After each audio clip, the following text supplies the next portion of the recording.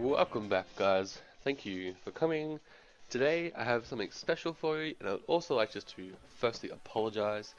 I know I said the guides will be coming out every 1 or 2 weeks, or I said in the next couple of weeks. I have been sick for the past 2.5 weeks. I went to the hospital and everything, so I'm good now. But today, yes, I'm bringing you another guide, which is the Combat Rogue, second in my series. If you haven't seen my first one, it's on the Feral Druid. Please go to my channel, check that out. Leave a like, comment, all that good stuff, and give me some feedback. I love feedback, guys. I haven't got much. I'm relatively new. I would love some feedback. So let's get started into this guide. First of all, it's combat. I just said that. Funny me.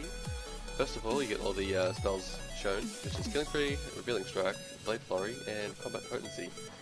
And you should pretty much know what Killing Spree is. That's pretty popular, and I'll go over the other couple in a short while. Next, we have talents. So let's just jump right into the talents.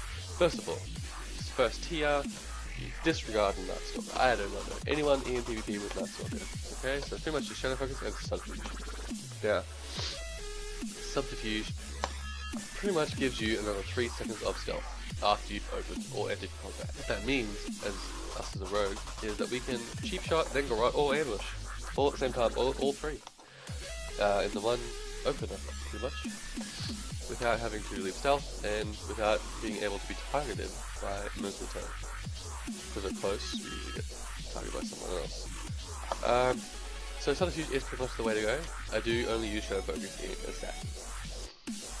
That pretty much gives me the same opener I would get as a Slab Rogue or a Combat Rogue, just due to the fact because you make it so freaking hard, and you can just build points faster. But Subterfuge is the one, it's pretty much cookie cutter and the one that's recommended for PvP. Next one we have the second tier, level 30s. We have Deadly Throw, Nerve Strike, and Combat Readiness. Deadly Throw is useless, and so Nerve Strike, what it does is after you kidney or cheap shot someone, damage dealt by them is reduced, the healing reduced is done by them. Damage is 25% reduced, and healing is reduced by 10% also for 6 seconds after the effect fades, which is what the good part is that after they come out of the stun, they're doing less damage. So even if you get that 1 point kidney off and it's on DR, it only does 1 second, you should probably do it if you're worried, because it saves you 25% of their damage. And then you can just use our next talent, which is here, is Elusiveness, and get 30% reduced as well. So if you tie those two together, you get a stun and elusive feint, you get a 55% reduced damage. Great survivability for a rogue. The only other thing we can use here is Combat Readiness, which takes 10 seconds to stack up, and you end up getting 30% reduced damage as well. So evidently, if you use all these in combination with each other, you can get 95% reduced damage. Pretty amazing. Actually, 105%. The only other two on the 45 talent, which I just talked about, Elusiveness, is Cheap Death. It's handy. I used it. I do like it. I just think that Elusiveness gains better control over the bursting and the damage reduction you can do.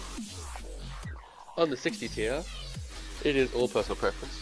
Cloak and Dagger is a teleport like Shadow Step, but only for the 3 main opening abilities, which are Cheap Shot, and Ambush.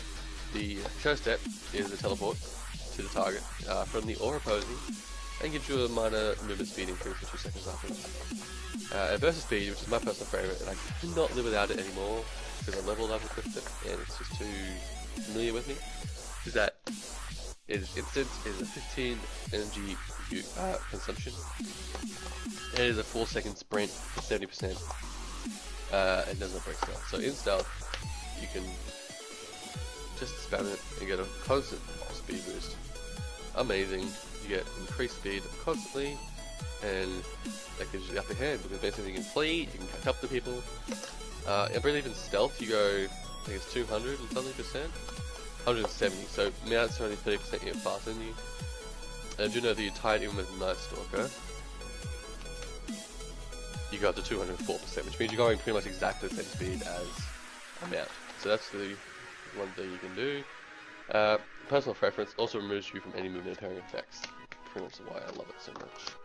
That's the one I would recommend. I know a lot of people use Shadow Step though, so it's pretty much mess around with it and choose your own.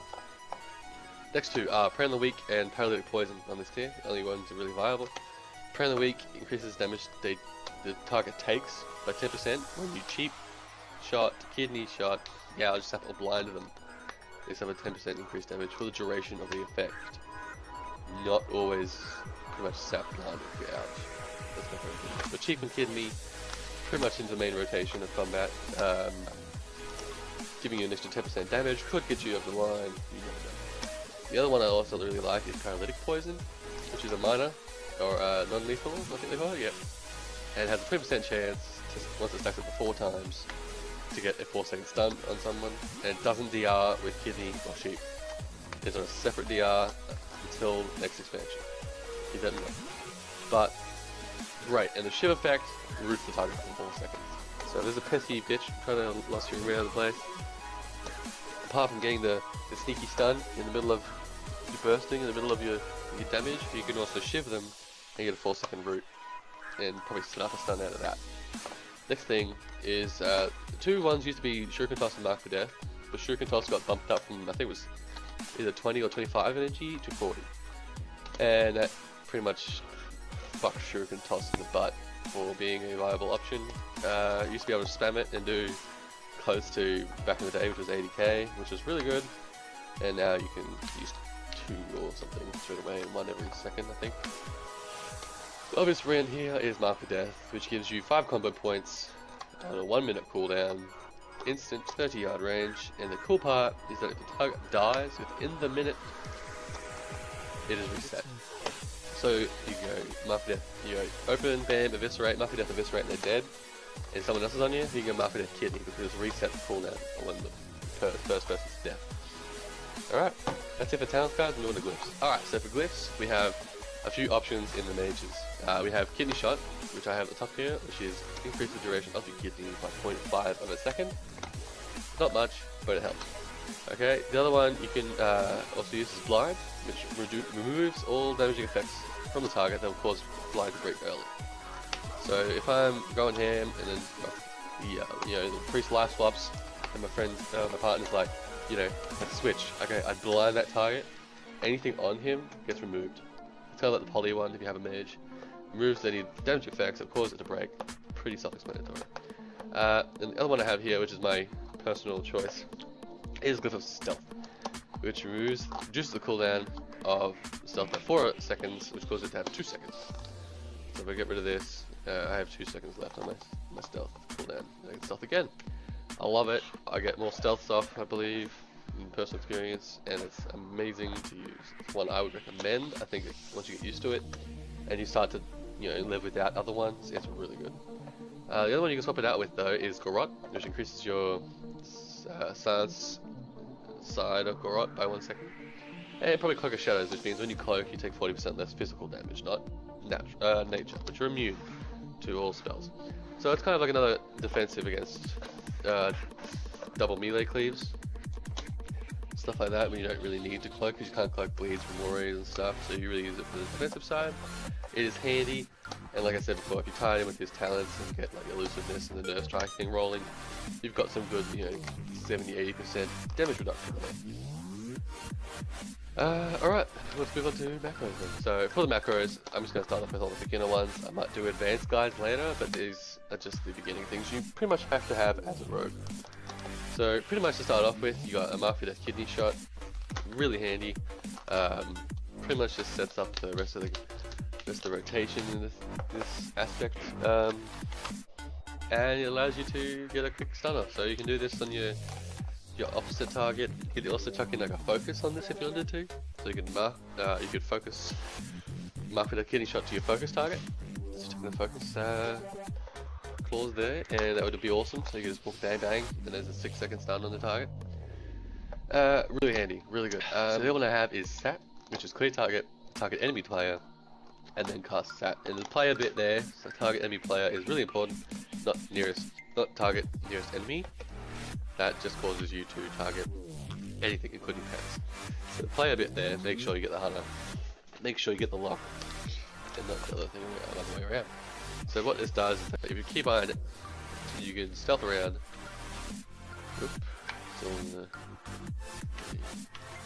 So what this does is you can still run around and spam that Sat macro, and as soon as you see something pop out of stealth, you'll sap them. So it gets feral druids, rogues, shamans with symbiosis, druids, all that stuff. Pretty much as soon as they come out, whack, kidney, perfect. I mean, whack, stab, perfect, kidney. The other one I have here is a stealth macro, and this is just due to the fact that if I click this button here, and then click it again, I will drop out of stealth. Okay? And that's not always good when you're spamming it, trying to get away, trying to get a re-stealth, and you hit it, and then you accidentally hit it one way too many times, and you start to engages. What this stealth macro does is that I can sit here and spam this macro, and it won't do anything, because it's got the exclamation mark at the front. It just means you use it as like a one-way. Once you use stealth, it changes into that little three-phase thing. That's like the monks, transcendence and transcendence portal, or the lock thing. Dark portal, transfer.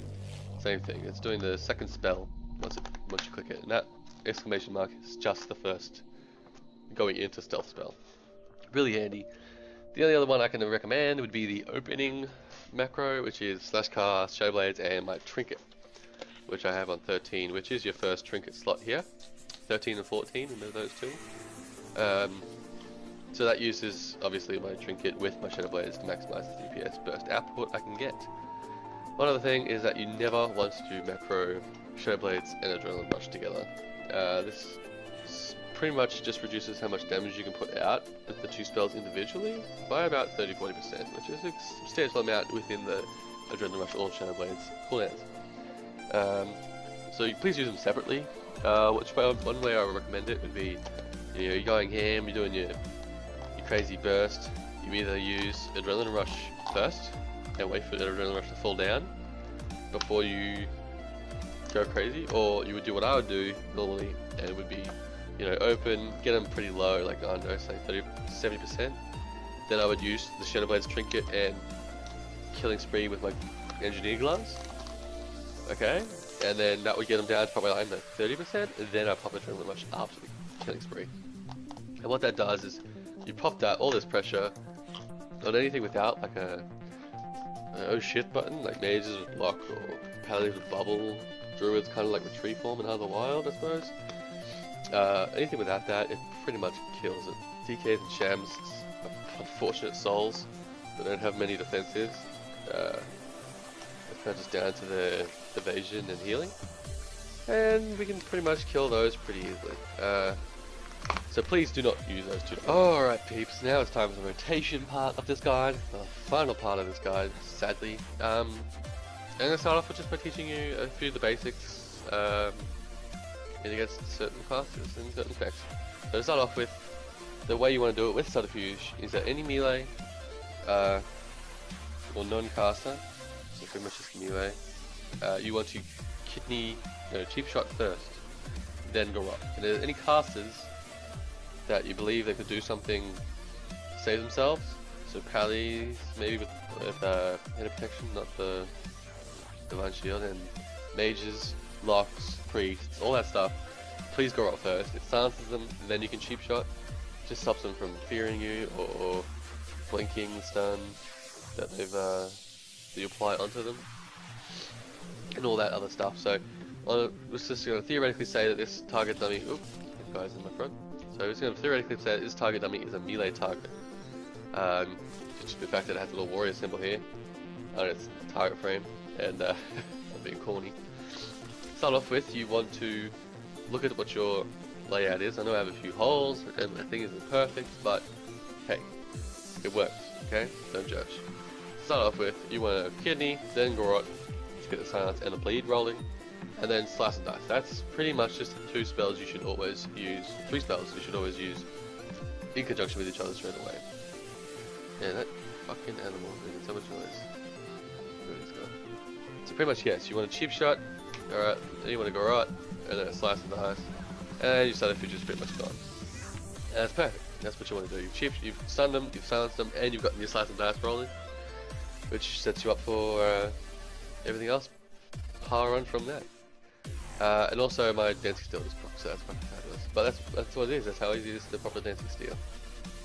And apart from that, the other way around would be a garrot, then a cheap shot, and then a slice and dice against any casters. Okay, so that's the 3 things you want to remember, or the 2 things you want to remember in that order. the next part is where you make the choice. Okay, so you make the choice of either doing an incredible amount of insane burst damage and point defensives, or play it safe and try and get the kill later on in the game. Now, against most situations, against just the start of the arena, most situations I'll burst crazy. So I'm going to teach you that, which is simply a cheap shot, then a rupture, then garrote, then a slice and dice, then a revealing strike. Okay, that's important. Then you mark for death kidney to get the 4 seconds, and because you have nerve strikes, you get increased damage, which just drops, but I will have it. Then you use your cooldown macro, and then killing spree. Okay. Now, because you've used all those things in a conjunction, you get 10% increase from nerve strike. I think it's nerve strike. Which one is it? Nerve strike. Yes. So you get 10% increase from nerve strike. I haven't used my adrenaline rush. Okay. If you use revealing strike and maybe a sinister, you might get a bandit's guile, which increases your damage done by another 10%, and so forth. And that's pretty much how you cause insane damage. And then after the killing spree drops, of course, you have the option of doing many things like blinding off targets and sapping healers, blinding healers, interrupts and all that. Apart from that, you can also follow up the burst damage by proccing adrenaline rush, and then also spamming your abilities. After that, getting some insane 100k eviscerates and some awesome sinister strike attacks off. Okay, please, this is amazing. It's what combat is known for, is its insane killing spree burst, and it's incredibly useful. So that's pretty much just the basic rotation. Anything other than that, you would just use your obvious thing I just told you before, which is the cheap garrote and then slice and dice, maybe a smoke bomb, and then just go on from there. So you can get that, maybe get like a rupture up, shiv them for fun, I don't know. Everything else is situational, but the insane burst is pretty much just that's how it's done, and use it wisely, because you're training people all day. Alright, well, that's it for today, guys. Thank you so much for coming, thank you so much for watching, if you're still with me, and as I said in my first video, which was on the Feral Druid, if you haven't seen that, go back and watch it, do all that crazy good stuff, and like, subscribe, and comment, give me some feedback. As like I said in that first video, I have a few classes I'm going to be doing these guides on. You start off with the Druid, you've done the Rogue, I'm going to be doing another Rogue one. I might even do all 3, but I'm probably just going to start off with just the 2, and the next one will be Assassination. Just because they're my 2 favourite specs, and I don't believe, I've only started sub recently, I don't believe I'm pretty good enough at that to probably teach someone else. So I'll just start off with there's 2 specs that I play on a quite frequent basis. And then we're moving on to Windwalker Monk, and I might even do a Mistwind Monk if I can get some feedback from you guys saying that you want a healer guy. And then we've got a Hunter, a Marksman Hunter, and then a Elemental Shaman guide coming. And then I'm going to put a bonus one, I didn't say it in the last video, which would be a Retribution. And another one I didn't say at the end of the last video, which would be a Retribution Paladin. Just because I have recently gotten into them, had an amazing person on my server teach me, an old friend of mine, and I love their playstyle. I haven't played them since Cataclysm in Firelands, so it's been a while, but I love them now, and I'm just going to check that in, just as a little fun project thing I've decided to do. Thank you guys for watching, I love you all, thanks for subscribing if you have, please subscribe if you haven't, I would appreciate it greatly. Leave a like on this video, and all that fun stuff. If you want to leave me a comment of appreciation, I'm a very words person, I love appreciation and praise, just kidding, and yeah, please give me some feedback, guys. If I'm doing something wrong, please, by all means, if you see my toon name and something, or you want to, if you're for some reason on my server, or just want to leave a comment on the video, please just give me some advice, give me some feedback. You know, if I'm doing something wrong, if the videos are too long, if I'm talking too fast or something like that, please let me know, and I'll incorporate it in my next video, and I'll probably send you a thing back saying thank you very much. But apart from that, guys, do all that fun stuff, like, comment, subscribe. Say it again, like, comment, subscribe. Gotta get like, comment, and subscribe. Good. Alright, you guys got it. Awesome. stay awesome guys, and I'll see you next time. Bye.